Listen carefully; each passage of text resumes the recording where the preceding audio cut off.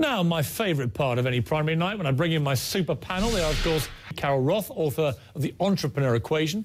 Carol, let me come to you. And obviously, Michigan is a huge car industry place and a big debate raging. You and I debated this the other night. I assume you've now come round to my way of thinking about this. The president came out today and said the auto bailout was a thumping success. Have you changed your mind? I have not changed my mind, Piers. Have you changed your mind? Well, no, but I ask you one question, because I'm fascinated by this. Those that argue that it should have been some kind of, managed way of saving the industry that wasn't a bailout, managed bankruptcy, they can't produce any evidence that there was any private equity available to do that. And if you didn't have that, then you couldn't do a managed bankruptcy. So, I mean, are you in possession of information I'm not in possession of? Well, look, if you think about what being bankrupt is, it isn't going out of business, it's going through a process, which these companies ultimately did. Right now, American Airlines is in bankruptcy. They still have planes in the sky. The steel industry went through this a decade ago. So just because you go through a bankruptcy doesn't mean you're out of business. So, I do not know all the private equity firms, but we have some empirical evidence that there are other companies that have gone through this.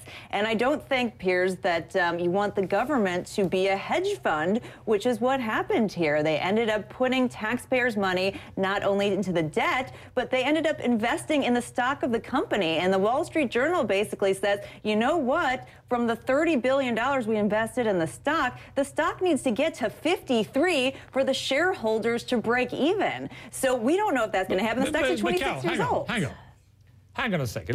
Let's imagine for a moment Mitt Romney wins the nomination and he has to go and fight in Ohio against Barack Obama.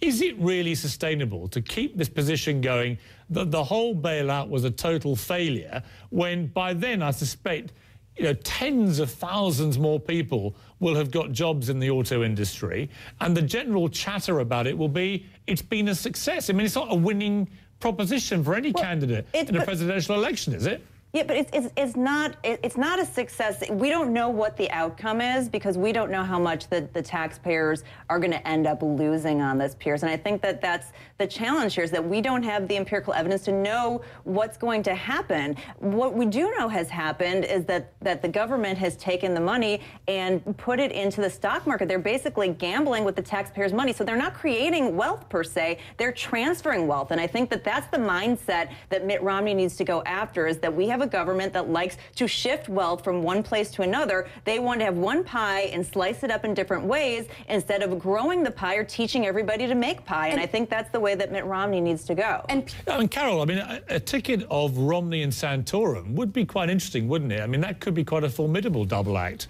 Oh, I don't know. That doesn't sound like a good idea to me. I think certainly Jeremy Lin of the Knicks would be the obvious choice for momentum here, and he went to Harvard. But Chris Christie or Marco Rubio are clearly the front runners here. I think Romney and Santorum is just not a good idea in any way, shape, or form. I want to have one name for who you think right now will be the nominee. Mitt Romney. Carol? I'm voting for you, Piers. Obviously, I'm not able to stand. I want to see your birth certificate.